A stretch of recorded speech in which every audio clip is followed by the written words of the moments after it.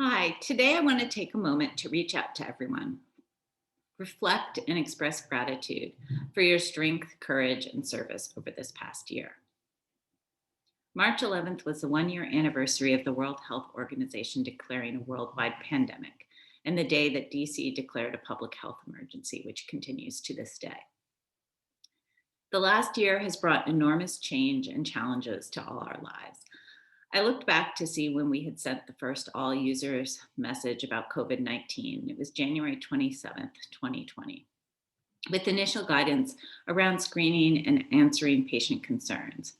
In retrospect, although we were still a long way off from universal masking, I was glad to see that masking was bolded in that email. It was not until later in February that we acted our emergency planning. And then in March, things quickly began to change within the health center. We stood up respiratory clinics and shut down other in person services and pivoted to telehealth. Over the course of the year, we have modified and updated our care model multiple times as we've responded to the pandemic and the needs of our patients. None of this could have been accomplished without the hard work of everyone within this organization. Much of this work has been done behind the scenes, but has still been critical not only to caring for our patients, but for the organization's survival. And it is important today to take a moment and remember that work, how far we have come, and for me to have an opportunity to say thank you. I want to thank our communications and corners teams for all their hard work.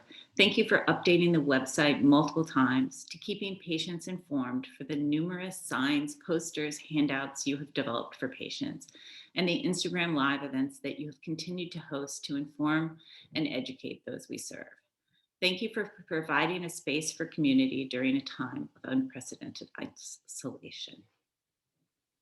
I want to thank the facilities team who put in an enormous effort to make sure that our sites remain safe places to work and safe for our patients. Thank you for becoming experts in air filtration, HEPA filters, HVAC systems. Thank you for overseeing the stepped up cleaning of our facilities. Thank you for rearranging spaces to allow for social distancing and installing barriers where needed.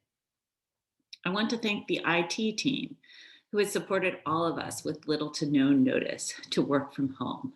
This was an enormous undertaking, helping us to support UC1 initially and then transitioning to Teams, obtaining new laptops for all of us, and continuing to be there when we simply forgot our password and locked ourselves out. I want to thank the population health quality team who has helped us stand up telehealth services, training for providers on the platforms, and creating templates to use. They've worked diligently through this year to make sure that we are tracking and informed regarding the latest COVID infection diagnoses in the clinic and in the city, and are now spearheading our remote monitoring efforts. Thank you. I want to thank the compliance team helping us to negotiate telehealth practices and reviewing emergency public health measures in multiple jurisdictions to make sure that we changed our practice. As we changed our practice, we were following all the rules.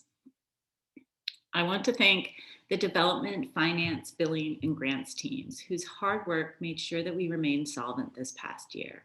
When patient revenue plummeted, they went above and beyond to secure extra funding and support. Many health centers furloughed staff early in the pandemic, and I'm enormously proud that we did not.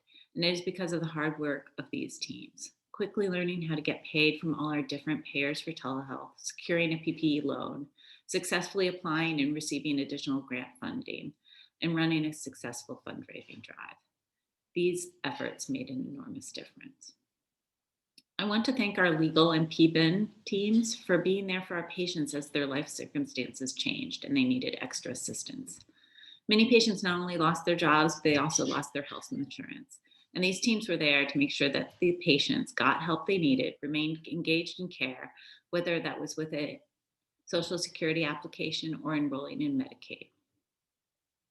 I want to thank our research and policy teams who made sure that queer communities and those living with HIV were not forgotten in this pandemic, for advocating for the collection of SOGI data to be critical to health equity, for incorporating research on COVID into longstanding projects, and for standing up clinical trials working to develop PrEP for COVID and effective COVID treatments.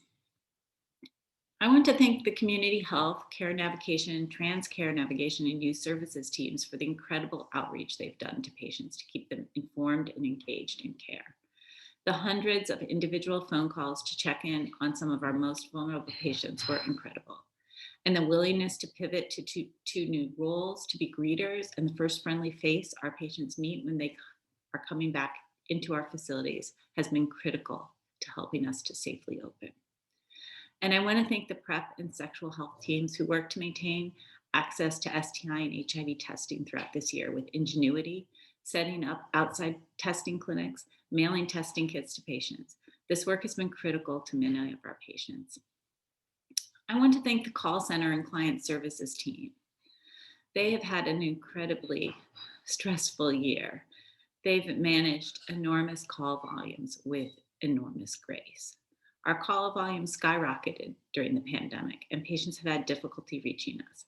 But you continued to do your best to assist everyone who got through to you, and you expressed empathy with their frustrations. I thank you. I want to thank our nurses who have been critical to the care we've provided and the safety of our staff. Occupational health, our triage and nursing services, our nurse care managers have all pivoted enormously over the past year to support employee and patient health. Initially supporting the respiratory clinics and now vaccination clinics, you have allowed us to keep going. Thank you. And I want to thank the medical assistants, referral coordinators, health information staff. You have also done an enormous job supporting our patients. The MAs were critical to the early success of our respiratory clinics, and they've continued to be there as we've increased services back on site. Thank you so much. You've been critical to helping our patients stay in care and making sure they have their medications and others' needs met. Thank you to the referral coordinators who've also battled overwhelmed phone lines and getting patient specialty appointments, and to health information services for making sure we have the records we need to provide the best care for our patients.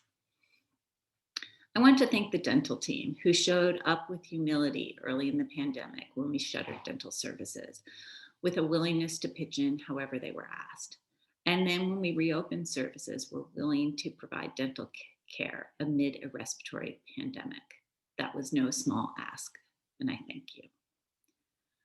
I want to thank the behavioral health, psychiatry, and addictions teams who responded to increased need by increasing their volume of visits in 2020 compared to 2019. They proved that telehealth can be enormously helpful and can increase access to the care we provide. And finally, I want to thank the medical providers. You have all shown incredible patience and flexibility as the care model has changed and evolved in response to the pandemic and our patient needs. I'm enormously proud of the ongoing care you provide our patients. Through the respiratory clinics to within telehealth, when often you must make decisions with incomplete information, you have done an outstanding job. Finally, to everyone at Whitman-Walker, I would like to say this. I am humbled with how you have shown up with empathy and kindness for our patients every day while balancing children at home, concerns and needs for family and friends, illness, and personal loss. It takes extraordinary strength at the best of times to do the work we do. And this was no ordinary year. To care for others when they are at their most vulnerable and frightened is extremely difficult. Our patients, like those around the world, have suffered illness, death, financial loss, and devastation, isolation and anxiety in a way none of us have ever experienced in our lifetime. But you were there to support them, to listen, to help, and to heal. I thank you, and I know they thank you as well. Although often we cannot fix the problem, the act of being there and of showing empathy is what allows us to move forward and grow together. And I thank you for doing this for each other and for our patients this year. Thank you for allowing me to be part of this work. I am privileged to work with all of you.